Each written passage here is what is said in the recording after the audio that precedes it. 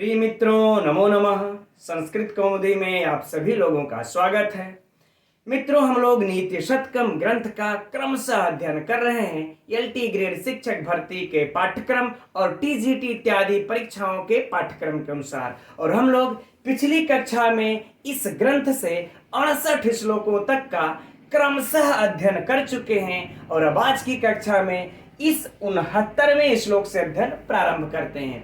तो आप लोग अपनी नोट्स और अपनी पुस्तक नीति शतकम ग्रंथ लेकर के बैठ जाइए। चलिए अध्ययन प्रारंभ करते हैं। तो पहले मित्र हम लोग इसको एक बार पढ़ लेंगे, फिर इसके अर्थ, इसके व्याकरणात्मक टिप्पणी, इसके परीक्षा उपयोगी प्रश्न और इसके महत्वपूर्ण बिंदुओं पर दृष्टिपात करेंगे।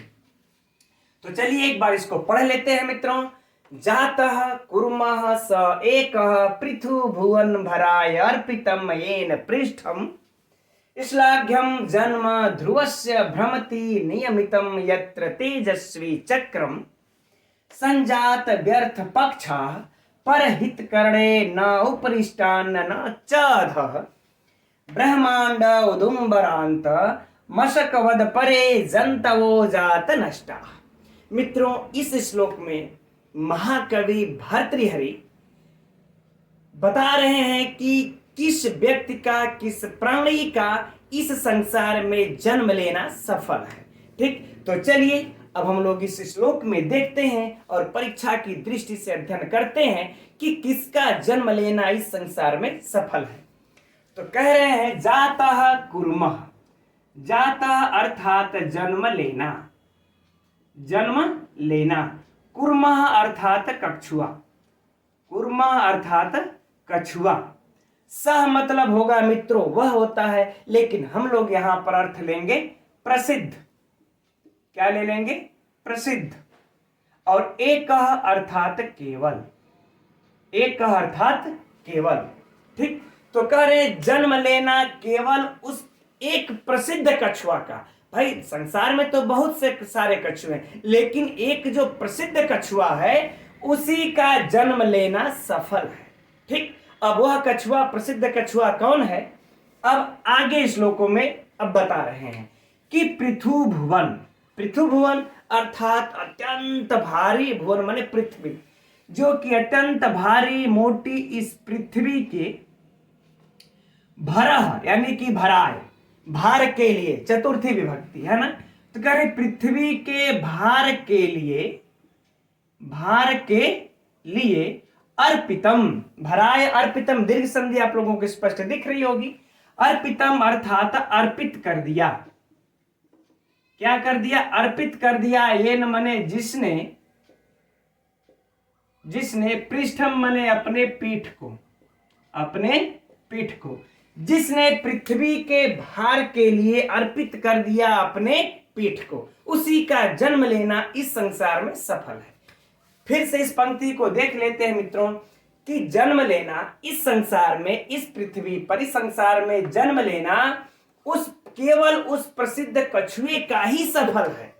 ठीक, जिसने कि पृथ्वी के भार के लिए अपने पीठ को अर्पित कर दिया, दान में दे दिया।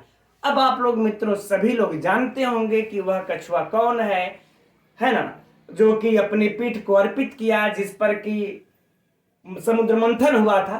पौराणिक कथा है, सब लोग जानते होंगे। आगे बढ़ते हैं। श्लाघ्यम। श्लाघ्यम मतलब होता है मित्रों प्रशंसनीय। ठीक, और दूसरे नंबर पर कह रहे हैं, एक तो इसकी जन्म लेना को सफल बता दिए कि संसार में इस कछुए का जन्म लेना सफल है। अब आगे कहते हैं कि अगला उसका भी जन्म लेना, जन्म माने जन्म लेना प्रशंसनीय है। किसका? ध्रुवस्य। ध्रुवस्य अर्थात उस ध्रुव का। अब आगे कह रहे हैं उस ध्रुव का जन्म लेना प्रशंसनीय है। भ्रमति माने घूमता है, भ्रमति माने घूमता है, और नियमितम माने नियमित या फिर नित्य। नियमितम अर्थात नियमित। यत्र माने जहां, यत्र माने जहां, और तेजस्वी चक्रम। तेजस्वी चक्रम अर्थात तेजस्वी तारों का समूह, तेज से युक्त तारों का समूह। मित्रों, ये अभी हम इस पंक्ति को आप लोगों को वैज्ञानिक दृष्टिकोण से भी समझाएंगे और पौराणिक कथाओं से भी। फिलहाल तेज तारों का समूह, सीधे कर लेते हैं, तेज तारों का समूह। ठीक, तो कह रहे हैं कि एक तो प्रशंसनीय, एक तो जन्म, अब दूसरा करें, दूसरा जन्म लेना उस ध्रुव का प्रशंसनीय है। एक तो कछुआ का हो चुका, दूसरा कह रहे इस ध्रुव का जन्म लेना भी प्रशंसनीय है, जहां पर कि नियमित तेज तारों का समूह घूमता रहता है, अर्थात घुमाने के लिए नियमित प्रयत्नशील रहता है। ठीक, अभी इसको हम लोग दोनों दृष्टिकोण से समझेंगे। अभी आगे पहले अर्थ को देखते हैं।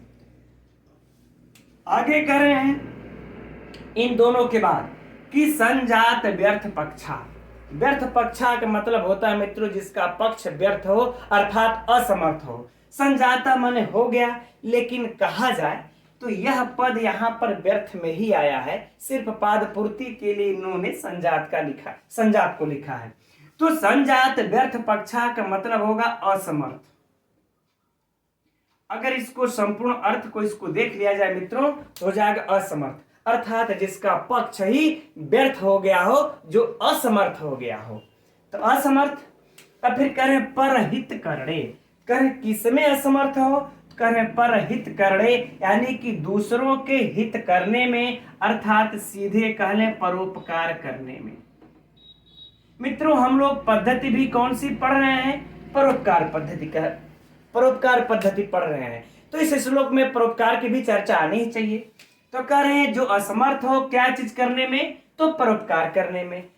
और कह रहे इस संसार में वो जो जन्म लिया जो कि परोपकार करने में असमर्थ हो, और न उपरिष्टा, न उपरिष्टात, त कर लेंगे, त को नकार हुआ है, तकार को। ठीक, न ऊपरी, तो आप लोगों को गुण संधि यहां पर दिख रही है, न ऊपरी, अ के बाद उ आया। तो कह रहे हैं न मतलब नहीं, और उपरिष्टात माने ऊपर ही गया, और कह रहे हैं न ऊपर गया, और न च अध। इसको हम लोग विच्छेद कर करके पढ़ लेते हैं मित्रों, बड़ा अत्यंत सरल हो जाएगा। और फिर कह रहे हैं न मतलब नहीं, और च माने और यहां पर क्या है अध, विसर्ग को उत्त हुआ है ना, ओ, तो नहीं और नीचे, अधा मतलब नीचे। तो कह रहे हैं जो ना ही ऊपर गया और ना ही नीचे गया, और ना ही नीचे गया। ठीक, अर्थात कहने का भाव यह है कि जो ना तो ऊपर रह करके कार्य किया, ना ही नीचे आकर के कार्य किया। ठीक, तो कह रहे हैं उसका जन्म लेना व्यर्थ है। ठीक, अब किसके समान व्यर्थ है यहां पर देखते हैं, लेकिन पुनः मित्रों एक बार इस पंक्ति को हिंदी में देख लेते हैं। कह रहे हैं और वह जो लोग परोपकार करने में असमर्थ है, और ना ही ऊपर गए और ना ही नीचे गए, उनका जन्म लेना, यहां पर जंतव, यहीं से देख ले, प्राणी, जंतव माने प्राणी, और जात नष्टा, जात मतलब कि जन्म लेना, जात अर्थात जन्म लेना, और नष्ट अर्थात नष्ट हो जाना, अर्थात हम लोग कह रहे हैं कि मृत्यु हो जाना। और उनका जन्म और मृत्यु, यहां पर मित्रों हम लोग अपरे भी पढ़ लेते हैं तो सटीक अर्थ बैठेगा। अपरे मतलब दूसरे। ठीक, अब पुनः समझते हैं इन दोनों के बाद, इन दोनों के बाद कह रहे हैं ये जो ध्रुव की कछुआ की बात हो गई, ध्रुव की बात हो गई। अब कह रहे हैं बाकी जो अपरे माने दूसरे प्राणी हैं, जो दूसरे प्राणी है उनका इस संसार में जन्म लेना, जात नष्ट यानी कि जन्म लेना और मृत्यु दोनों ही व्यर्थ है। जो कि असमर्थ, जो परोपकार करने में असमर्थ थे और ना ही ऊपर गए ना ही नीचे गए, ऐसे दूसरे सभी प्राणियों का इस संसार में जन्म लेना और मरना दोनों व्यर्थ है। ठीक, अब किसके समान व्यर्थ है, उपमा दे देते हैं, इधर देख लेते हैं हम लोग। कह रहे हैं कि ब्रह्मांड उदुम्बर, ब्रह्मांड उदुम्बर मतलब है मित्रों ब्रह्मांड रूपी गूलर। ठीक, ब्रह्मांड रूपी गूलर, चलिए ब्रह्मांड रूपी गूलर, उदुम्बर मीन्स मित्रों होता है गूलर। इसको जो है कि अगर बंगाली में कहें तो इसको बंगाली में डूमर कहते हैं, और गुजराती में उम्बरा कहते हैं, हिंदी में कठूमर भी कहते हैं। तो आप लोग नोट कर लीजिएगा, ठीक। हो सकता है दूसरे लैंग्वेज में दे दे, ठीक। और संस्कृत में हम लोग सीधे इसको क्या कह लेते हैं, उदुम्बर गूलर, ठीक। चलिए, तो कह रहे इस ब्रह्मांड रूपी गूलर के, अब देखिए, अंतः, अंतः विसर्ग को रुत होकर के म के ऊपर चला गया, तो अंतः मतलब ब्रह्मांड रूपी गूलर के अंदर, गूलर के अंदर अंत हो गया। फिर कह रहे मशक, है ना, मशकवध, तो कह रहे मशकवध मतलब होता है कीड़ा, मशकवध मतलब होता है कीड़ा। तो कह रहे हैं कि ब्रह्मांड रूपी गूलर के अंदर कीड़े के समान उनका जन्म लेना और मरना दोनों ही व्यर्थ है। अब मित्रों बात करते हैं गूलर की। गूलर का आप लोग देखे होंगे, फूल फल जो भी है, अभी उस पर भी चर्चा कर लेंगे वैज्ञानिक दृष्टि से। उसमें फोड़ करके देखेंगे तो छोटे छोटे कीड़े होते हैं, है ना। तो कर अब वह कीड़े देखिए अंदर ही जन्म लेते हैं और अंदर ही उसके मर जाते हैं। उनका संसार में जन्म लेना और मरना दोनों ही व्यर्थ है, ठीक। उस गूलर के अंदर उत्पन्न हुए कीड़े का मरना और जन्म लेना दोनों व्यर्थ है। तो कह रहे ठीक उसी के समान जो दूसरे प्राणी हैं, जो कि परोपकार करने में यदि असमर्थ हैं, यदि संसार में आकर के परोपकार नहीं करते हैं, असमर्थ हैं, और ना ही ऊपर गए और ना ही नीचे, अर्थात ऊपर पोस्ट पर रह करके, चाहे नीचे, चाहे स्वर्ग लोक में, चाहे नरक लोक में, कहीं भी रह करके यदि उन्होंने परोपकार नहीं किया, तो उनका जन्म लेना और मृत्यु दोनों ही व्यर्थ है। जैसे कि ब्रह्मांड रूपी गूलर के अंदर कीड़े का जन्म लेना और मृत्यु दोनों व्यर्थ है, ठीक मित्रों। तो एक बार संपूर्ण अर्थ को पुनः देख लेते हैं। अब कह रहे हैं कि इस संसार में जन्म लेना केवल उसी का प्रसिद्ध है, उस कछुए का प्रसिद्ध है जो कि पृथ्वी के भार के लिए अपने पीठ को अर्पित कर दिया, और एक उस ध्रुव का जन्म लेना प्रशंसनीय है जिसके, जहां पर कि नियमित तेज तारों का समूह घूमता रहता है। और कह रहे बाकी जितने दूसरे प्राणी हैं जो परोपकार करने में असमर्थ हैं और ना ही ऊपर गए ना ही नीचे गए, उनका जन्म और मृत्यु दोनों ही व्यर्थ है। जैसे कि ब्रह्मांड रूपी गूलर के अंदर कीड़े का जन्म लेना और मृत्यु व्यर्थ होता है, ठीक मित्रों। चलिए, अब यहां पर मित्रों सबसे पहले तो हम लोग अलंकार की चर्चा ये कर लेते हैं कि इसमें अलंकार कौन सा है, ठीक है। तो सबसे पहले तो मित्रों हम लोग, अगर आप लोगों से परीक्षा में पूछ दे, ठीक है ना, इसको यहां तक साफ कर लेते हैं, ठीक। तब कि यहां तक जो ब्रह्मांड उदुम्बरांत, ठीक है ना, अगर इसमें पूछ दे तो मित्रों यहां पर सीधे देखिए ब्रह्मांड रूपी, तो ब्रह्मांड रूपी का मतलब क्या हो गया, यहां पर सीधे हो गया रूपक अलंकार। अगर ये पंक्ति दे करके पूछ दे तो रूपक अलंकार।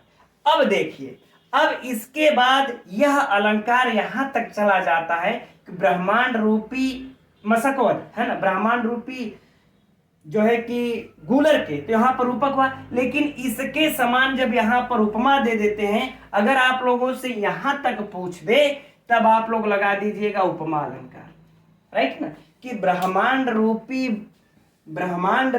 गूलर के कीड़े के समान उनका, ये है ना, उनका जन्म लेना और मृत्यु दोनों व्यर्थ है। तो पूरे में पूछ दे तो उपमा दे रहे हैं तो उपमा हो गया, और चूंकि कीड़े के समान उपमा दे रहे हैं किसकी, जो कि परोपकार करने में असमर्थ है, ऐसे प्राणियों का इस गूलर के अंदर जो कीड़े हैं उससे उपमा दे रहे हैं, उनके जन्म लेने और मृत्यु के, तो उपमा दे रहे हैं तो उपमा अलंकार हो गया। और लेकिन अगर सिर्फ इतना ही में पूछ दे ब्रह्मांड उदुम्बरांत, तब रूपक अलंकार लगा दीजिएगा, ठीक। तो ये दोनों आप लोगों को हम समझ रहे हैं, अलंकार की दृष्टि से, परीक्षा की दृष्टि से क्लियर हो गया होगा। चलिए, अब मित्रों चर्चा कर लेते हैं हम लोग यहां पर, चूंकि अलंकार का तो अभी हो गया। एक तो हम लोग इसका तो पौराणिक कथा आप सभी लोग जानते होंगे, एक चर्चा कर लेते हैं इस ध्रुव तारा के बारे में, है ना। तो देखिए ध्रुव तारा जो है, ये यहाँ पर जो बोले हैं कि परोपकार ध्रुव तारा कर रहा है, देखिए कैसे कर रहा है। इसके बारे में तो एक पौराणिक कथा है और एक वैज्ञानिक रीजन है। तो पहले हम आप लोगों को पौराणिक कथाएं संक्षेप में 1 मिनट लगेगा सुना देते हैं। हम समझते हैं आप लोगों का समय बड़ा ही महत्वपूर्ण होता है इस तरीके से आकर के कक्षाओं को लेना। तो देखिए कहते हैं कि एक राजा थे उतनापाद, उसकी जो है कि ये दो रानियां थी। एक थी सुनीति, एक थी सुरुचि। सुनीति के पुत्र का नाम था ध्रुव और सुरुचि के पुत्र का नाम था उत्तम, है ना। तो ये जो है कि चाहती थी, जो सुरुचि जो थी रानी, उसका जो वो थी, तो वो चाहती थी कि मेरा पुत्र ही राजा बने, है ना। और चूंकि वह जो सुनीति थी वह थी, इसलिए अगर देखा जाए तो उसी का राजा ध्रुव, उसी का पुत्र ध्रुव ही राजा बनता। तो इस प्रकार से सुरुचि ने क्या काम की कि अपने यानी कि पति यानी उस राजा से उस सुनीति और ध्रुव को जंगल में निकलवा दी, राजमहल से। फिर उधर जंगल में ही कुछ दिन तक रहते रहे ये दोनों, माँ और पुत्र। फिर एक दिन ध्रुव कहता है माँ से कि हे माँ, मैं अपने पिता से मिलना चाहता हूँ, कौन है मेरे पिता बताओ। तो वो जो है कि कहे कि फला फला ऐसे है, राजा है, जाओ वहां पर अपने पिता से मिल लो। तो ये गया जो है ध्रुव अपने पिता से मिलने, जाकर के पिता की गोद में बैठ गया। अब यह बात सुरुचि को बड़ा ही खटकी कि उस गोद का हकदार सिर्फ मेरा पुत्र उत्तम ही है, ये ध्रुव कैसे बैठ सकता है। तो उसने तुरंत वहां से उसको बेइज्जत करके निकलवा दी। और फिर ध्रुव वहां से उदास होकर के लौटता है तो अपनी माँ सुनीति से सारी बातें कहता है। तो माँ कहती है बेटा, अगर तुम्हें बैठना ही है तो तुम उस नारायण की गोद में बैठो, ये क्या अपने पिता के गोद में बैठ रहे हो, वो तो जो मतलब अविनाशी है उसके गोद में बैठो। तो ये कह देता, तब वो नारायण अविनाशी मिलेंगे कहाँ, ध्रुव पूछता है। तो उसकी माँ सुनीति कहती है चले जाओ इधर उत्तर दिशा की ओर, वहीं पर तुम्हें ये नारायण दिखाई देंगे। पहाड़ दिखा देती, चले जाओ उस पहाड़ जंगल की तरफ। उधर रास्ते में ध्रुव जाता रहता है, तभी उसको महर्षि नारद मिलते हैं। महर्षि नारद मिलते हैं तो पूछता है कि महर्षि नारद से कि हमें नारायण की गोद में बैठना है, बताइए कहाँ मिलेंगे। तो नारद कहते हैं कि मैं उपाय ये बताता हूँ, तुम यहीं बैठ करके उनका ध्यान लगाओ, स्वयं तुम्हें आकर के मिल जाएंगे। तो ध्रुव भी अपना ध्यान लगा लेता है। ध्रुव जैसे ही ध्यान अपना लगाता है तो उसको ध्यान में लगाए हुए देख उससे इतनी ज्योत, इतनी प्रकाश फैलता है कि सातों जो अन्य जो महर्षि सप्तर्षि हैं वह जो है कि एकदम देख करके भयभीत होकर के आकर के उनके पास बैठ करके वह भी देखते हैं कि कौन इतनी बड़ा तपस्वी हो गया जो इतने मतलब तपस्या कर रहा है। तो वह भी आकर के बैठ जाते हैं और उनके पास बैठ करके देखते हैं तो ये बालक है, एक बालक है जो कि तपस्या कर रहा है। तो वो भी वहीं पास में बैठ करके तपस्या करने लगते हैं। इसके बाद जो है कि और भी कथाएं हैं, खैर उसको छोड़ देते हैं। सीधी सी बात पर आइए कि जो भगवान विष्णु है वह आकर के उसको जो है कि प्रकट होते हैं, कहते हैं कि ध्रुव बताओ तुम्हारी इच्छा क्या है। तो कहते हैं कि ध्रुव कहते हैं मुझे इस प्रभु आपके गोद में बैठना है। कहते हैं मेरा गोद तो ये आकाश है, यह आकाश है, इस आकाश में बैठ जाओ। तो बस वहीं ध्रुव जो है कि आकाश में जाकर के स्थापित हो गया, बैठ गया। और फिर उसके इर्द गिर्द वही जो महर्षि सप्तर्षि थे वह भी उसके इर्द गिर्द ही हो गए। ये रही हम लोगों की पौराणिक कथा। ठीक, अब बात आती है कि आकाश मंडल में अगर आप लोग देखेंगे तो यह आप लोग केयर किए होंगे कि एक ध्रुव ही एक ऐसा तारा है जो वैज्ञानिक दृष्टिकोण से हम लोग देखें तो इसको जरा साफ कर लेते हैं तो फिर हम बताते हैं कि इस प्रकार का एक बना होता है ना, इस प्रकार से ये बना होता है, ये 4 और इधर एक 3। तो मित्रों ये जो ध्रुव है ना, ये जो तारा है यही देखिए है ध्रुव तारा। ध्रुव का मतलब ये होता है कि अचल, अटल, निश्चल, जिसको कि टाला ना जा सके।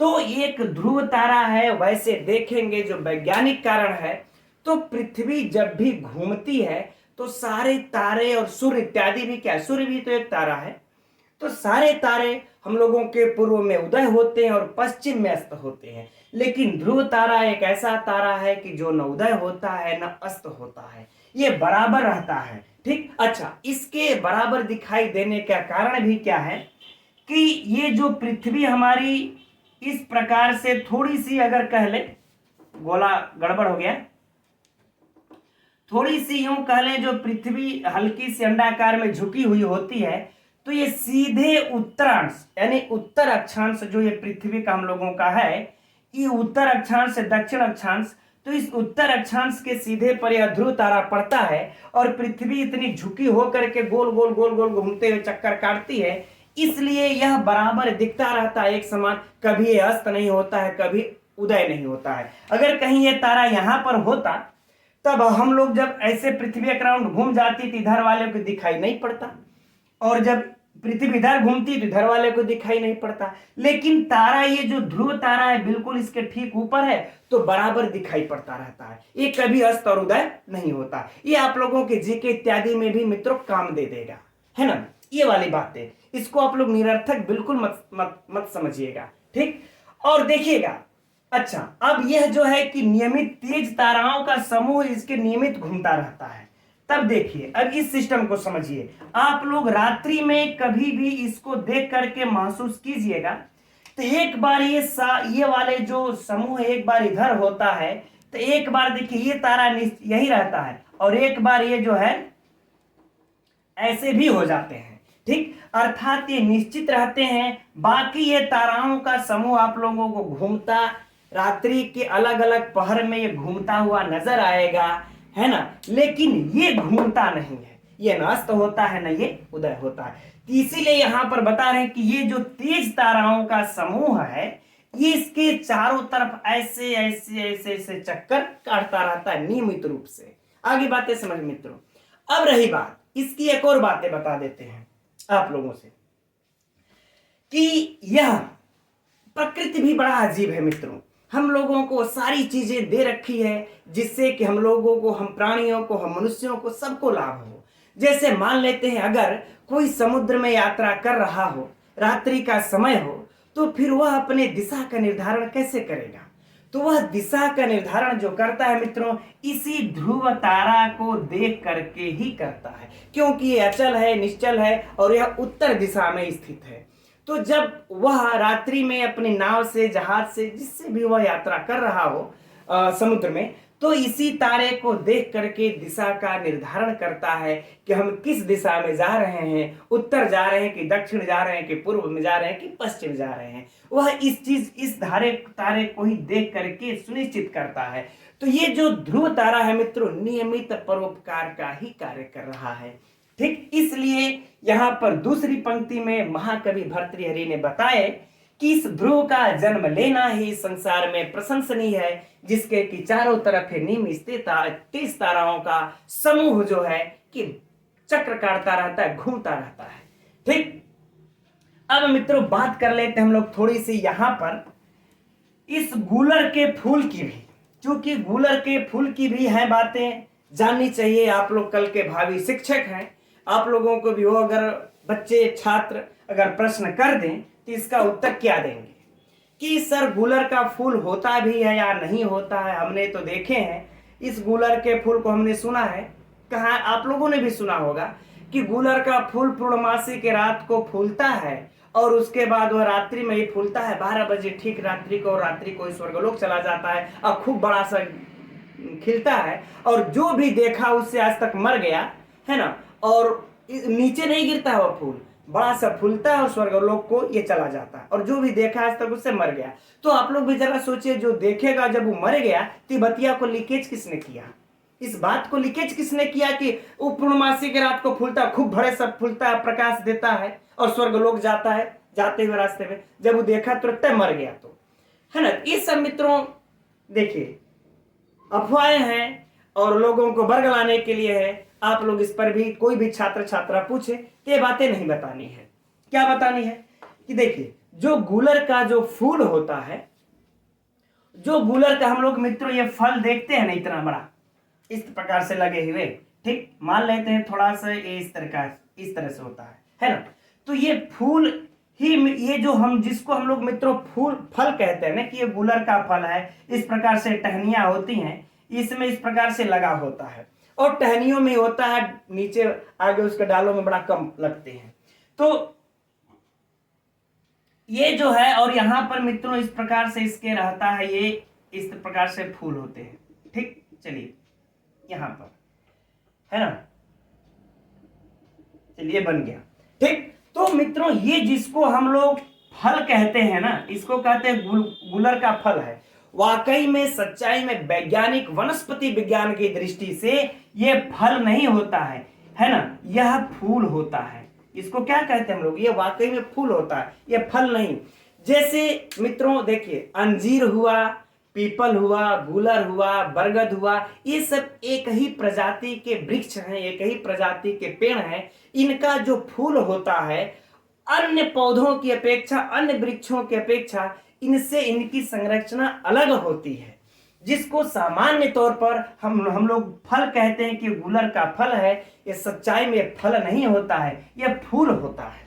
और इसके अंदर जो ये छोटे छोटे मैंने बनाए हैं ना, ये देखिए जो छोटे छोटे हैं, तो ये ही फल होते हैं और जिसमें महीन महीन बीज होते हैं। एक गूलर के फूल के अंदर सैकड़ों फल होते हैं और इसको जब आप लोग खाएंगे तो किच किच किच करता भी है, अर्थात तो महीन महीन फल होते हैं। तो इसके अंदर, इस फूल के अंदर मित्रों फल होता है और इसी के अंदर छोटे छोटे छोटे छोटे कीड़े भी होते हैं, जिसको हम मशक कहते हैं। मशक मतलब मच्छर भी होता है, जिसको हम लोग मच्छर कह सकते हैं, कीड़ा कह सकते हैं, छोटे छोटे होते हैं। तो मित्रों यही इसका वनस्पति विज्ञान ये कहता है और यही रियलिटी इसकी भी है, और न कि इसका कोई अलग से कोई फूल होता है। अच्छा, इसके फूल भी मित्रों जो है कि इसकी जो पुष्प संरचना होती है वो 3 प्रकार की होती है। वनस्पति विज्ञान के अनुसार हम बता रहे हैं, जो इनकी पुष्प रचना होती है वो 3 प्रकार की होती है और इसके फूल कई प्रकार के होते हैं। कुछ नर होते हैं, कुछ मादा होते हैं, कुछ खोटी मादा होते हैं, कुछ खोटे नर होते हैं, कुछ खोटे खोटे मतलब स्त्री होते हैं। तो कई प्रकार के इनके फूल होते हैं। ये वाले जो बड़े बड़े आप लोगों को दिखते हैं, ये कई प्रकार के होते हैं। ठीक, तो चलिए ये सारी बातें रही। अगर आप लोगों से कोई पूछे तो यही बताना है। ठीक, चलिए मित्रों, अब हम लोग चर्चा कर लेते हैं थोड़ी सी इसकी प्रश्नोत्तरी की परीक्षा के लिए। ये तो बातें हो गई हम लोगों के ज्ञान विज्ञान की बातें। अब प्रश्नोत्तरी की चर्चा करते हैं मित्रों। तो ये आप लोगों से प्रश्न पूछा जा सकता है कि कितने लोगों का, नीति शतकम के अनुसार कितने लोगों का जन्म लेना इस संसार में सफल है, बताया गया है। तो 2 लोगों का मित्रों, एक तो है वो प्रसिद्ध कछुआ और एक है ध्रुव। इन 2 लोगों का इस संसार में जन्म लेना सफल बताया गया है। अच्छा, अब जो परोपकार कर, अगला प्रश्न सुनिए, जो परोपकार करने में असमर्थ हैं, जो परोपकार करने में असमर्थ हैं, उनकी तुलना या उनकी उपमा किससे दी गई है? तब ब्रह्मांड रूपी गूलर के कीड़े से दी गई है। ब्रह्मांड रूपी गूलर के कीड़े से दी गई है। ठीक, अच्छा, अब हो सकता और भी अंदर जाए तो साहित्य से मित्रों अर्थ में यह प्रश्न पूछा जा सकता है कि दूसरे नंबर पर, या फिर कह लें कि पहला कौन जो है कि किस प्राणी का पहला जन्म लेना सफल है। तो पहले पर मित्रों एक कछुआ है और दूसरे पर ध्रुव है। यह भी याद रखिएगा, हो सकता है क्रम भी पूछ दे। ठीक है ना। तो फिलहाल मित्रों अलंकार हो गया, इसके साहित्य से कुछ प्रश्न हो गए, कुछ ज्ञान विज्ञान की बातें हो गई, चर्चा हो गई। अब हम लोग बढ़ते इसके व्याकरणात्मक टिप्पणियों की तरफ। इसके व्याकरणात्मक टिप्पणियों में मित्रों कुछ वैसा परीक्षा की दृष्टि से विशेष है नहीं, फिर भी चलिए जो कुछ है 1-2 देख लेते हैं। जाता कुर्मः स एकः, बाकी सब देख ही रहे हैं, इधर कुछ है नहीं। पृथु भुवन, पृथु भुवन अर्थात मोटा भुवन, सीधे कले विशेष से विशेषण हिंदी में। तो मित्रों कौन सा समास हो गया? कर्मधारय समास, सिंपल। भराय अर्पितम दीर्घ संधि एन पृष्ठम, बाकी कुछ तो है नहीं, सब आप लोग जान ही रहे हैं। श्लाघ्यम जन्मम ध्रुवस्य, ठीक है ना। षष्ठी विभक्ति भ्रमति लट लकार, बाकी इधर तो देख ही रहे आप लोग, कुछ है नहीं। हाँ, इधर इसको देख लेते हैं। संजात व्यर्थ पक्षा, जिसका पक्ष ही व्यर्थ हो गया है, जो समर्थ हो गया है मित्रों, तो कौन सा समास हो जाएगा? बहुव्रीहि समास। और परहित करणे, परहित करणे, तो मित्रों परेशान हितानि षष्ठी तत्पुरुष, तेषाम करणे तो भी षष्ठी तत्पुरुष। तो यदि आप लोगों से परहित तक पूछे तो भी क्या? परेशान हितानि षष्ठी तत्पुरुष, और तेषाम करणे उसके कारण तो भी क्या हो जाएगा? षष्ठी तत्पुरुष। तो परहित करने में पूछे तो भी षष्ठी, और परहितम में परहित तक पूछे तो भी षष्ठी। न उपरिष्टात् यहाँ पर भी देख रहे हैं मतलब दीर्घ संधि, अरे गुण संधि, चौधा दीर्घ संधि। यहाँ पर ब्रह्मांड उदुम्बरांत, यहाँ पर भी ब्रह्मांड उदुम है ना, ब्रह्मांड अ और उ मिलकर के यहाँ पर गुण संधि हो गई है। फिर मसक वध परे जंतवो जात अनिष्टा, बाकी आगे कुछ है नहीं। ठीक, हाँ अब इसमें छंद देख लेते हैं मित्रों। तो इतना लंबा चौड़ा दिख रहा है, आप लोग घटा लीजिएगा कौन सा छंद है, सरगधरा छंद। ठीक, तो मित्रों इस प्रकार से इसकी व्याकरणात्मक टिप्पणी भी हो गई, जो कि कुछ खास नहीं है इस श्लोक में परीक्षा की दृष्टि से। हाँ साहित्य था, उसको हम लोगों ने देख लिया। तो मित्रों अब आज की कक्षा में यहीं तक रहने देते हैं। आज थोड़ा सा मुझे भी कुछ कार्य है, अब कल की कक्षा में फिर इसका हम लोग और भी ज्यादा श्लोकों को देखेंगे। तो मित्रों हम लोग कल मिलते हैं 7:30 बजे, तब तक के लिए नमो नमः।